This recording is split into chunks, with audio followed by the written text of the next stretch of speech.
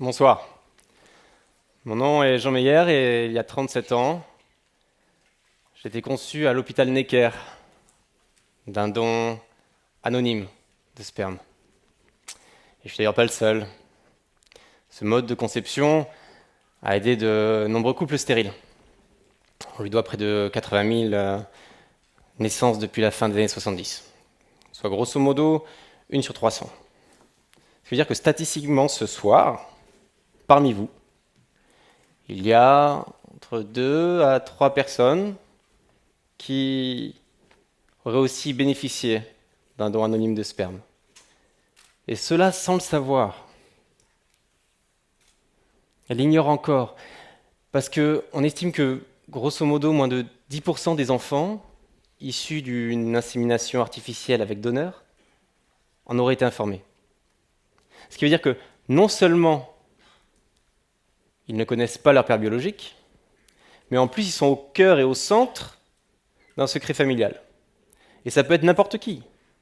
Ça peut être votre voisin de gauche, de droite, ce monsieur qui se gratte la tête, ou tout simplement vous. Et je sais exactement ce que vous êtes en train de vous dire. Mais n'importe quoi, moi c'est impossible, je ressemble trop à mon père. Je pensais la même chose. Moi aussi, je ressemble à mon père. Mais les sécos, en gros c'est les banques de sperme à la française, pratiquent ce qu'on appelle le pareillement. Alors le pareillement c'est quoi ? En gros c'est trouver un donneur qui ressemble physiquement au père stérile, histoire d'alimenter ou à minima d'entretenir et de permettre le secret. Ce qui veut dire que parmi vous, ce soir, il y en a qui ont un père qui est différent de leur géniteur et qui l'ignorent encore. Et quelle importance au final, me direz-vous ? Notre père est notre père, celui qui a changé nos couches, celui qui nous a raconté une histoire le soir avant de nous endormir, celui qui nous a aidés à faire nos devoirs, nous a appris à faire du vélo, à soigner nos bobos. Peu importe si on ne partage pas exactement les mêmes gènes. Oui, mon père est mon père. Là-dessus, aucun doute. J'ai un père, j'ai une mère.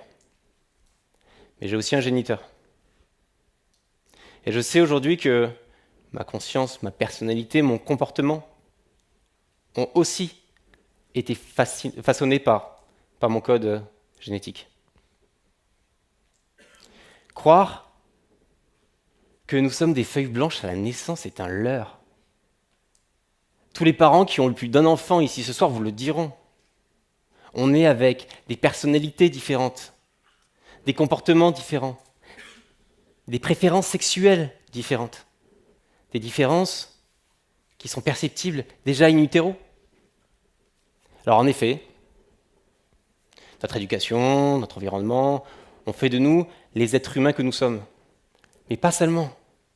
On sait aujourd'hui que la transmission génétique ne se limite pas uniquement aux traits physiques, que nos gènes sont aussi responsables, en partie en tout cas, de notre intelligence, de notre personnalité, du fait qu'on soit consciencieux, extraverti, de nos tendances addictives, du fait qu'on soit du matin ou du soir.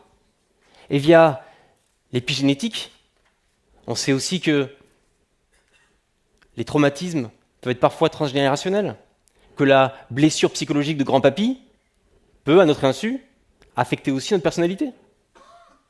D'ailleurs, il y a une histoire que j'adore là-dessus, sur l'impact des gènes, c'est celle de Oscar Storr et Jack Youth. Alors, je ne sais pas si vous la connaissez, mais Jack et Oscar sont deux jumeaux séparés à la naissance. Oscar a été envoyé dans une famille catholique et nazie. Il rejoindra même plus tard les jeunesses hitlériennes. Alors que Jack, lui, fut élevé par une famille juive à Trinidad. Eh bien, ils ont été réunis à l'âge adulte et ils ont fasciné les psychologues, généticiens et neuroscientifiques de l'époque. Alors certes, leur parcours ne pouvait être plus diamétralement opposé. Et même si vous vous en doutez un petit peu ce soir, Jack et Oscar n'ont jamais milité pour le même parti politique. Ils étaient étonnamment semblables. Tous les deux étaient nuls en maths et forts en sport. Tous les deux avaient les mêmes intonations de voix et la même démarche. Tous les deux, le jour de leur rencontre, étaient habillés de la même manière, avec une petite chemisette bleue à épaulettes. Tous les deux tiraient la chasse avant et après être allés aux toilettes. Tous les deux commençaient leur roman par la fin. Et tous les deux adoraient le matin prendre le petit déjeuner, une tartine de fromage, la tremper dans leur café. Bon, ça c'est peut-être le côté allemand. Et enfin, tous les deux adoraient faire semblant d'éternuer dans des ascenseurs bondés, histoire de faire sursauter tout le monde. Les mêmes goûts culinaires, la même façon de marcher, les mêmes intonations de voix, les mêmes blagues. Le cas de Jack et Oscar n'est pas du tout isolé. Tous les tests psychologiques montrent des similarités chez les jumeaux, mais chez les frères aussi. Moi qui suis né d'un don anonyme, moi qui ne connais ni mon géniteur, ni mes origines, moi qui ai appris de la bouche de ma mère, en plein divorce de mes parents, à l'âge de 10 ans et à 2 heures du matin, que mon père n'est pas mon père. Et moi qui enfin, face au médecin familial, ne peux répondre à la question très simple de quels sont vos antécédents familiaux. Qui suis-je? De quelle culture? De quelle lignée? De quel pays? À qui appartient ce menton? Ce front, cette bouche, ce nez? Et, information des plus importantes pour un hypocondriaque, quels sont donc ses antécédents familiaux?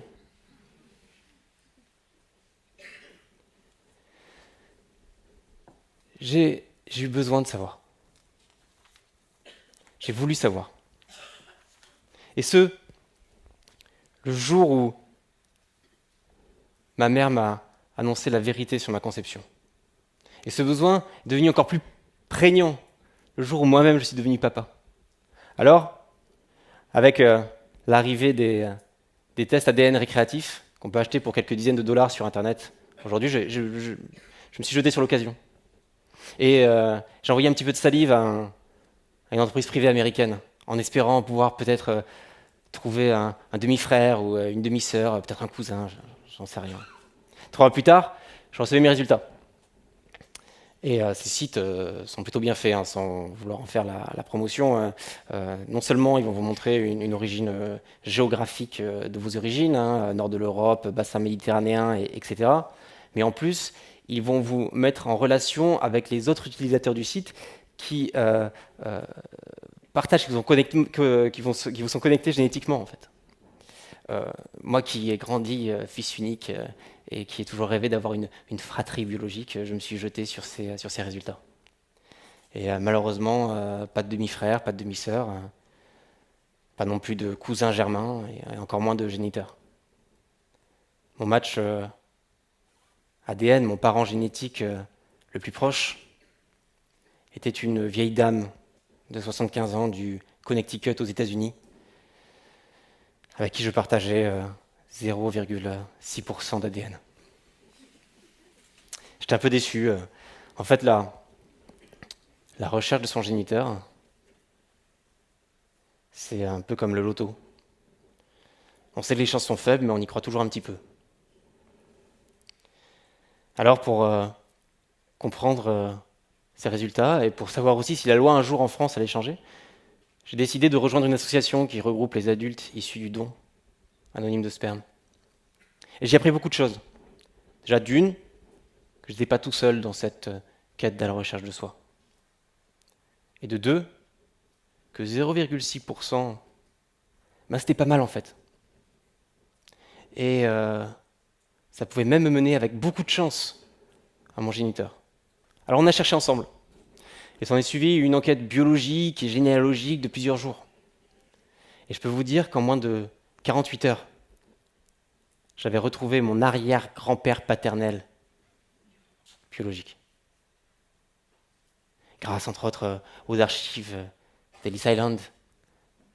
Une enquête qui se menait aussi dans le nord de l'Europe et dans les fins fonds du dark web. Et en moins de 72 heures, j'avais retrouvé avec certitude mon grand-père biologique. Un homme qui avait eu 3 fils, âgés aujourd'hui entre 65 et 71 ans. L'un d'eux ne pouvait être que mon géniteur. J'étais si proche, en même temps si loin. Comment l'identifier parmi ses 3 frères?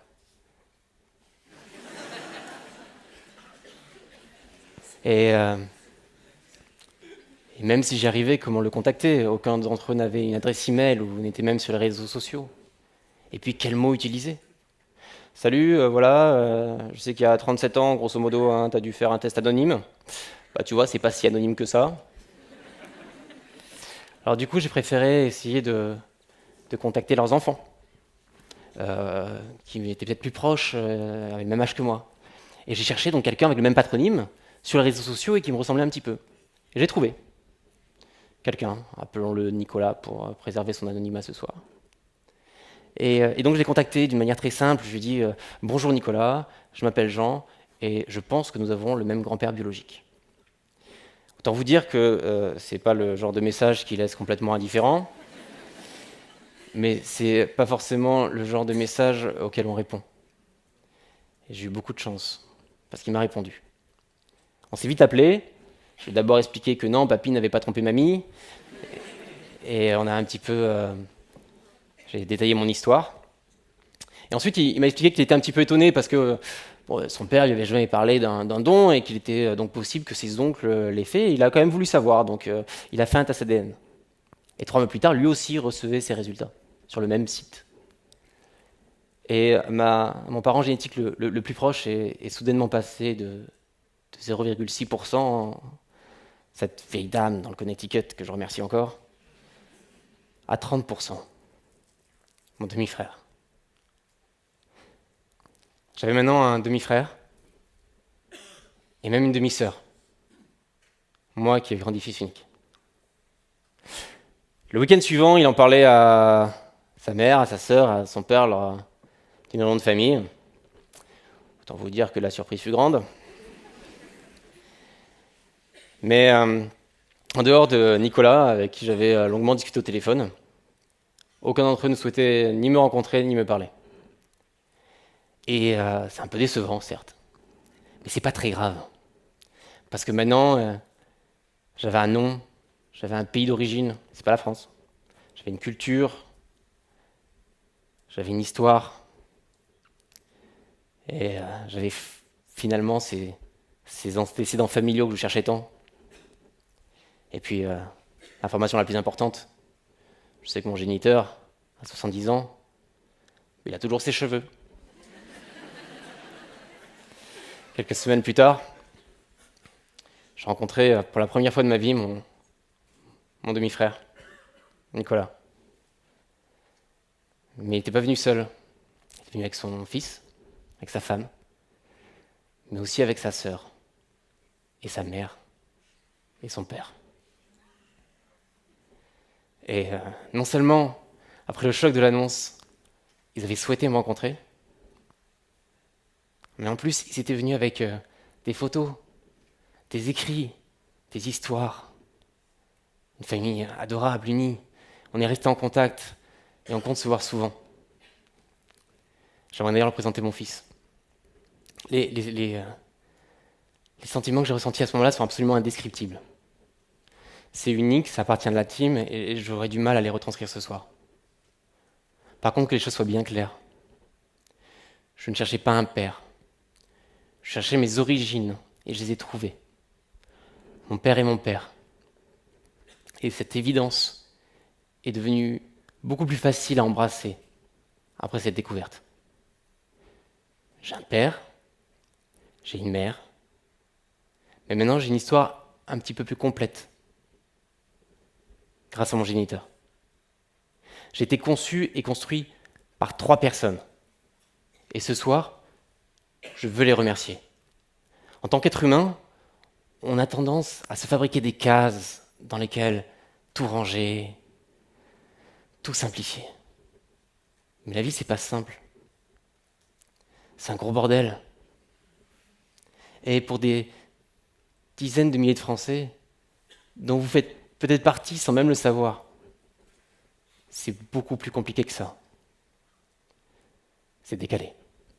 Merci.